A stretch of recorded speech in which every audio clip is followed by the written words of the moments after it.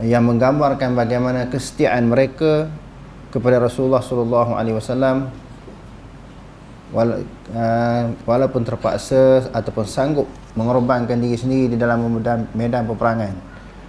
Mereka sanggup menerima kematian, luka, musibah, bencana semata-mata untuk mempertahankan kekasih mereka, iaitu baginda Rasulullah sallallahu alaihi wasallam. Mari kita lihat pencinta sejati lain yang sanggup berdiri teguh bersama orang yang dicintainya, iaitu Nabi sallallahu alaihi wasallam ketika di medan perang.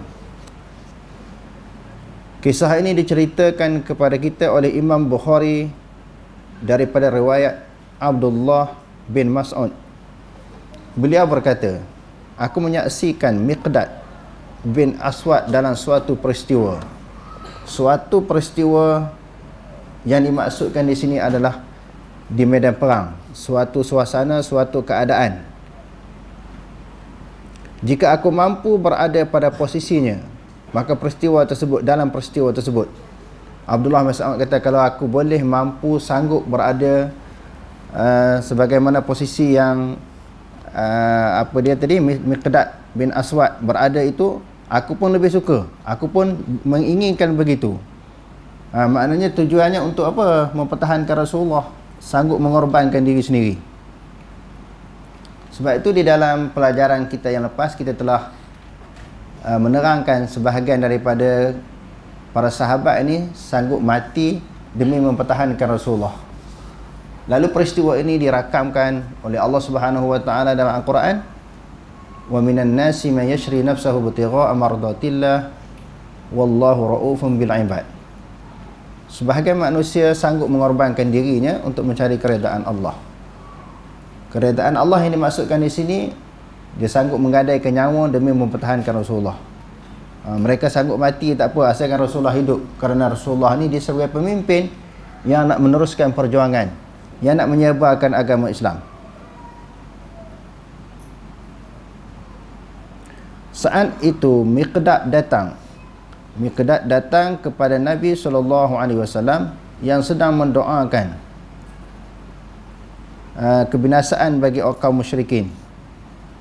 Masa itu Nabi SAW sedang berdoa supaya kaum musyrikin dihapuskan oleh Allah, dimusnahkan oleh Allah Subhanahu wa taala.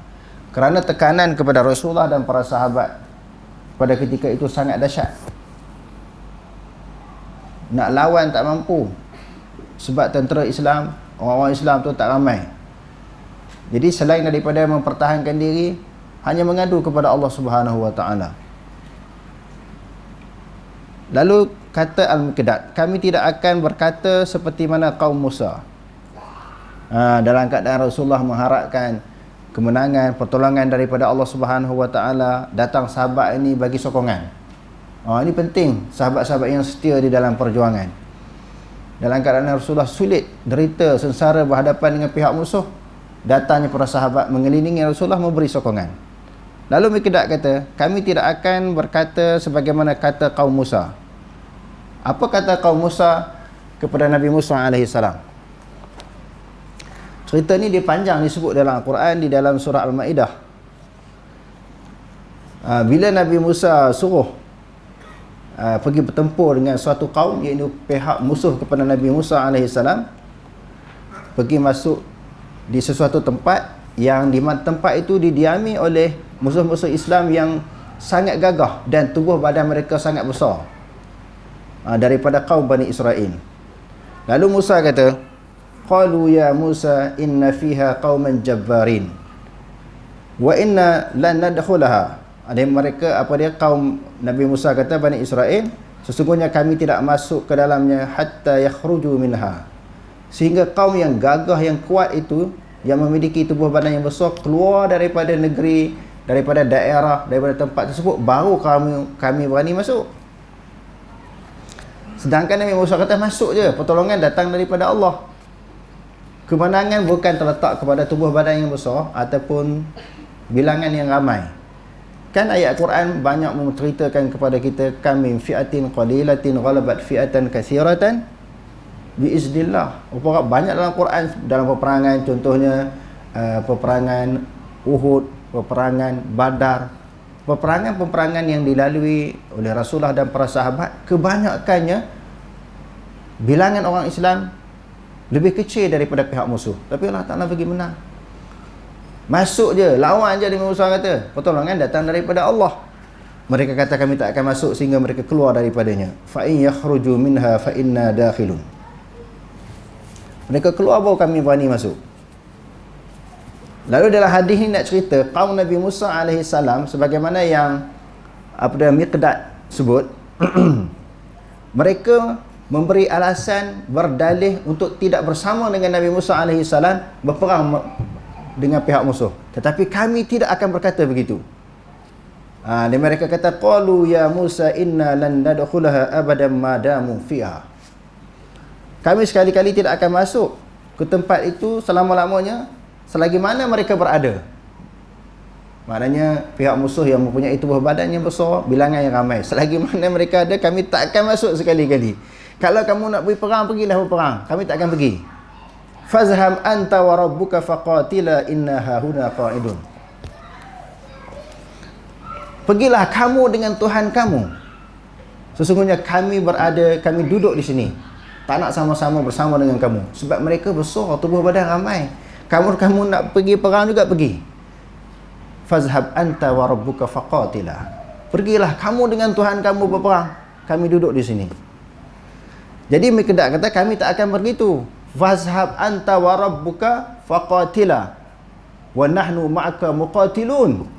Kami akan berkata, pergilah kamu dengan Tuhan kamu berperang, dan kami bersama-sama dengan kamu berperang. Kami sekali-kali tidak akan meninggalkan kamu.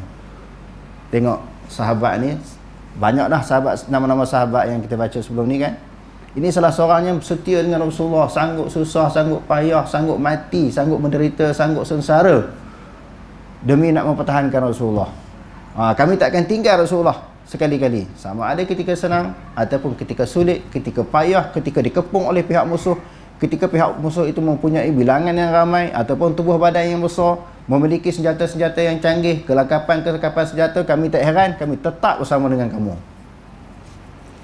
Kan tengok di dalam peperangan Badar kan, orang Islam, yakni para sahabat yang bersama dengan Rasulullah sallallahu alaihi wasallam, hanyalah jumlah mereka sangat kecil, 313 orang.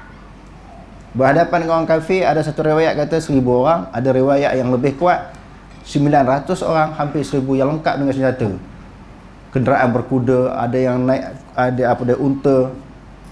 Jenis orang kafir ni senjata lengkap, cukup. Orang Islam ni senjata pun tak cukup. Sebagai mereka ambil pelepah tamar, diasah tajam sebagai buat tombak untuk melawan pihak musuh.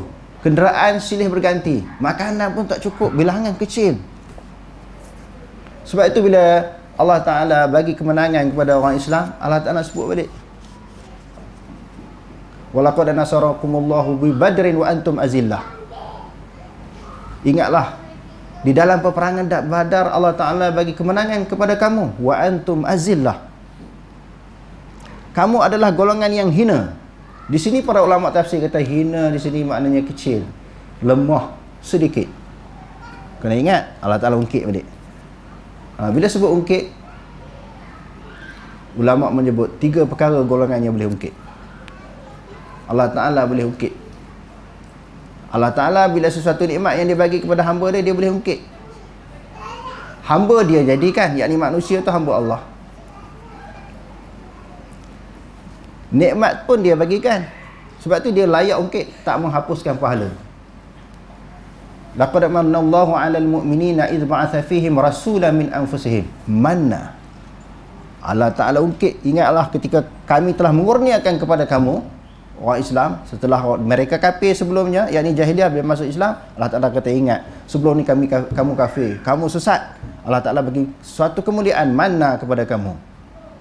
Maknanya suatu anugerah, suatu nikmat dengan diutuskan rasul. Maknanya Allah Ta'ala boleh ikut.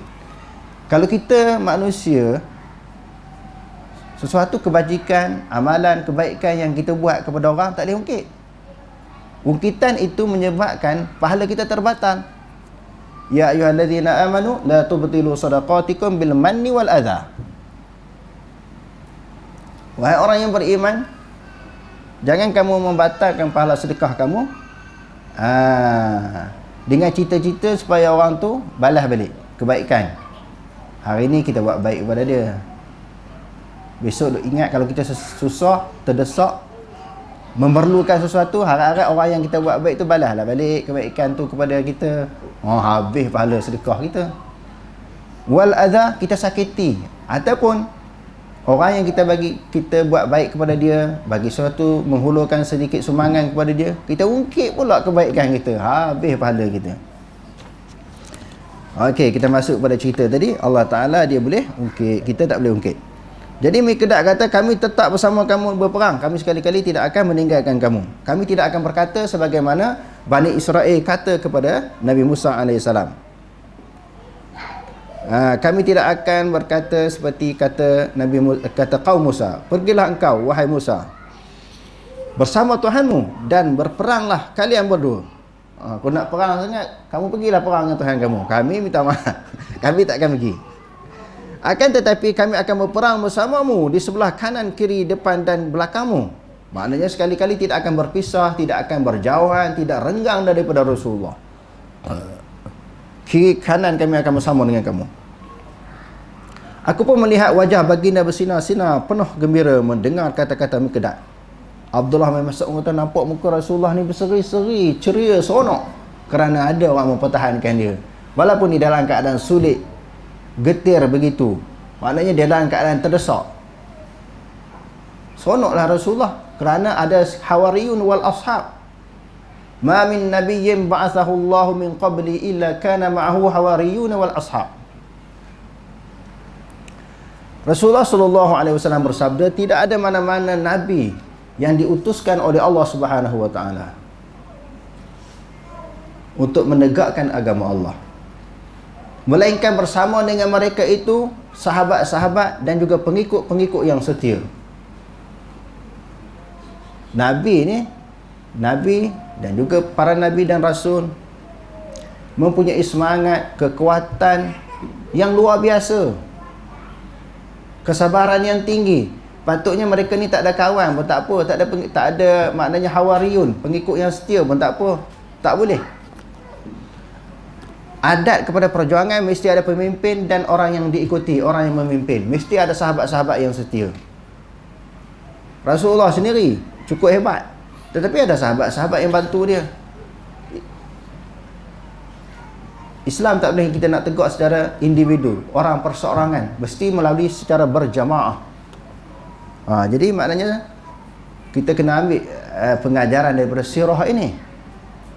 Mesti ada kumpulan, organisasi, ada jemaah yang bersama-sama yang mendukung perjuangan ini. Tak boleh kita membiarkan mana-mana individu keseorangan di dalam memperjuangkan agama Allah. Ini kadang-kadang kita tak kan, tengok kawan kita ke pemimpin kita kena tekan, kita lari. Contohnya bila orang sebut saya ni sebagai tokoh Wahabi, ada di kalangan kawan-kawan takut nak mari sini, takut terpalit. Dulu ada isu orang nak tangkap saya, isu kes tauliah, KMM, ada seorang dua yang lari, penakut. Bukan dia nak kena tangkap pun, yang nak kena tangkap kita. Isu tauliah ni saya, tak ada tauliah, kalau saya mengajar orang tangkap, saya kena tangkap. Dia dah lari dulu lagi. Dikaitkan Wahabi, dia tak berani mari sini, penakut. Dalam live ni kita nak bagi tahu siapa-siapa yang lari datang balik. Macam mana nak jadi seorang pejuang penakut? Tengok Nabi begitu cekal, sahabat-sahabat mereka sentiasa bersama dengan mereka susah dan payah. Ini masa senang kita ramai, masa susah kena tekan pakat lari, takut terpalit. Kadang-kadang kawan-kawan sebut, kenapa Maulana ni asyik duk cerita yang mutasyabihat je, Allah Ta'ala ta'arash. Jadi bila kita join dengan dia, kita jadi susah. Orang akan kata kita Wahabi. Kalau dia ustaz, dia mengajar, orang tak nak dengar, dia takut orang kata kat dia, akhirnya dia pun lari. Tapi dia tahu kebenaran akidah salafus soleh, akidah Nabi dan para sahabat, dia faham betul, tetapi dia tak berani nak join dengan kita, takut terpalit. Macam mana nak jadi pejuang kalau penakut? Sifat pejuang ni Allah Ta'ala sebut dalam Al-Quran, alladzina yuballighuna risalatillah wa yakhshawnahu wa la yakhshawna ahadan illallah. Orang-orang yang memperjuangkan agama Allah Ta'ala, dia tidak takut melainkan kepada Allah. Dalam ayat yang lain, wala yakhafuna laumata laim. Dia tidak takut kepada golongan yang mencela. Orang nak hina, orang nak cela, orang nak kutuk, orang nak kritik, tak ada masalah. Sebab dia pejuang. Kena didik diri kita sebagai pejuang. Faris tulis, kita dilahirkan sebagai pejuang. Kita dilahirkan sebagai pejuang untuk memperjuangkan agama Allah. Kalau kita tak berjuang, siapa lagi nak berjuang? Berapa ramai orang agama tak berjuang? Dia duduk di zon selesa, mengajar cerita hak seronok-seronok, cerita bab syurga je. Hak neraka tak payah cerita. Cerita sesuatu benda yang dapat menyeronokkan orang, boleh menarik perhatian orang, menyebabkan nak bagi orang suka je. Sedangkan dakwah yang disampaikan oleh Rasulullah sallallahu alaihi wasallam, ya ayuhan nabi inna arsalnaka syahidan wa mubasysyiran wa nadhira wa da'iyan ila Allah bi iznihi wa sirajan munira. Wahai Muhammad, kami mengutuskan engkau membawa basyiran wa nadhira, kabar gembira dan kabar menakutkan. Kadang-kadang orang boleh terima apa yang kita cakap, orang suka, kadang-kadang orang tak boleh terima. Itulah basyir wa nadhir. Maknanya bagi kabar yang menggembirakan, iaitu syurga. Kabar yang menakutkan neraka, buat macam ni masuk neraka, buat macam ni bid'ah, buat macam ni haram, buat macam ni Allah Ta'ala marah. Kena sebut. Bila dah kita menyampaikan agama Allah sebagaimana yang Allah Ta'ala perintahkan kepada kita, tiba-tiba orang tak boleh terima, itu bukan hidayah, petunjuk bukan milik kita. Innaka la tahdi man ahbabta walakinna Allah yahdi man yasha wa huwa a'lamu bil muhtadin. Nabi Muhammad sendiri kan, bila Abu Talib hampir menghembuskan nafas yang terakhir, sebagaimana hadis yang diriwayatkan oleh Imam Muslim, Rasulullah ni tak jemu-jemu, tak penat, tak rasa penat, tak rasa letih untuk mengajak orang masuk Islam, lebih-lebih lagi kaum kerabat dia. Orang lain dah sebahagian dah terima Islam, Abu Talib tak terima-terima. Dia sayang sangat Abu Talib ni. Walaupun berbeza agama, Abu Talib sentiasa mempertahankan dia atas dasar anak saudara. Dia pun sampai dia duk berulang alik pergi jumpa Abu Talib ni, nak ajak masuk Islam supaya mengucap 2 kalimah syahadah. Sampai dia tahu, dia dapat maklumat Abu Talib ni sakit ternak, nak meninggal dunia. Lalu dia pergi ziarah juga, tak tinggal sampai meninggal dunia. Dia kata, wahai bapa saudaraku, kalau kamu mengucap 2 kalimah ini, aku akan menjadi saksi di hadapan Allah Ta'ala di akhirat nanti. Mengucap 2 kalimah syahadah, aku akan menjadi saksi di hadapan Allah. Kamu beriman kepada Allah, kamu selamat daripada api neraka. Pemimpin-pemimpin kafir yang berada di sisi Abi Talib kata, ya Aba Talibin atarghabu an millati Abdul Muttalib. Wahai Abu Talib, adakah kamu nak meninggalkan agama nenek moyang kita, agama yang diwarisi daripada Abdul Muttalib, agama musyrik, sembah berhala. Muhammad ni bawa agama baru, ajaran baru. Ajaran baru, kalau sekarang ni orang bagi kaum muda lah kan. Ini ajaran baru Muhammad ni bawa ni. Adakah kamu nak meninggalkan agama lama masuk agama baru? Rasulullah ajar lagi mengucap 2 kalimah syahadah. Pembesar-pembesar kafir yang sekelilingnya ulang perkataan yang sama, atarghabu an millati Abdul Muttalib. Adakah kamu membenci ataupun kamu nak meninggalkan agama yang diwarisi daripada Abdul Muttalib? Akhirnya Abu Talib tak masuk Islam sampai dia menghembuskan nafas yang terakhir. Lalu Rasulullah SAW sangat sedih. Bapa saudara tak masuk Islam. Masa umur 6 tahun dia dibela. 6 tahun dibela oleh datuk dia. Datuk dia meninggal dunia umur 8 tahun. Dia bela Rasulullah sampai Rasulullah dewasa. Bila orang kafir nak bunuh, nak menganiaya, nak ambil sesuatu tindakan kejam terhadap Rasulullah, Abu Talib mempertahankan. Sebab tu dia teringat sangat pengorbanan, jasa, sumbangan Abu Talib kepada dia walaupun berbeza agama. Apabila Rasulullah Abu Talib menghembuskan nafas yang terakhir, tidak mengucap 2 kalimah syahadah, Rasulullah ni sedih sangat. Pak saudara sendiri tak masuk Islam. Lalu Allah Ta'ala turunkan ayat Al-Quran, innaka la tahdi man ahbabta. Innaka la tahdi man ahbabta. Sesungguhnya engkau tidak boleh memberi petunjuk orang yang engkau sayang. La tahdi, engkau tak boleh bagi hidayah, tak boleh bagi petunjuk. Walakinna Allah yahdi man yasha. Tetapi Allah Subhanahu Wa Taala lah yang memberi petunjuk kepada siapa yang Allah Taala kehendaki, bukan kira siapa. Sebab itu hidayah milik Allah. Jadi tugas kita yang merupakan penyambung dakwah yang dibawa oleh Rasulullah sallallahu alaihi wasallam, sebarkan, cerita, bagi tahu, sampaikan. Orang terima tak terima itu hak Allah Taala. Jangan duk berasa kecewa kenapa orang tak terima ni. Takkan kita lebih hebat daripada Rasulullah? Kalau kita menyampaikan sesuatu agama, bila orang tak terima kita susah hati, maka seolah-olah kita lebih hebat daripada Rasulullah lah. Sebab Rasulullah pun bukan semua orang terima. Dalam keadaan dia dibimbing oleh wahyu Allah. Pun begitu, tak semua apa yang disampaikan oleh Rasulullah ni diterima oleh orang. Jadi adat kepada perjuangan, kepada dakwah ni begitu. Jadi Miqdad kata, kami tetap bersama dengan kamu. Aku pun melihat wajah Rasulullah bersinar penuh gembira mendengar kata-kata Miqdad. Dalam riwayat ini, selain kesediaan Miqdad untuk melakukan pengorbanan demi baginda sallallahu alaihi wasallam, kita juga dapat melihat keinginan Abdullah bin Mas'ud untuk berada di posisi yang mulia itu. Kalau aku pun nak duduk dalam posisi itu, kedudukan itu, aku pun suka. Dia nak macam tu juga, sebagaimana yang dilakukan oleh Miqdad. Menerusi kata-kata beliau, aku menyaksikan Miqdad bin Aswad dalam satu peristiwa. Jika aku mampu berada di posisinya dalam peristiwa tersebut, maka hal itu lebih aku sukai sebanding dengan hal yang sama. Aku pun nak begitu, duduk di dalam suatu posisi yang dapat mempertahankan Rasulullah, sanggup mati, sanggup dicederakan, sanggup menerima segala musibah daripada pihak musuh, asalkan Rasulullah selamat. Macam tu punya sayang kepada Rasulullah. Al-Hafiz Ibnu Hajar berkata, dia sebut dalam apa ni? Hadis ini diriwayatkan oleh Imam Bukhari, disyarahkan oleh Ibnu Hajar di dalam kitabnya Fathul Bari. Al-Hafiz Ibnu Hajar berkata ketika mensyarahkan hadis ini, sesungguhnya jika beliau diberi dua pilihan, sama ada menjadi pendamping baginda ataupun mendapat sesuatu yang setara situasi tersebut, pasti pilihan yang kedua, yakni berada di posisi Rasulullah, lebih disukai.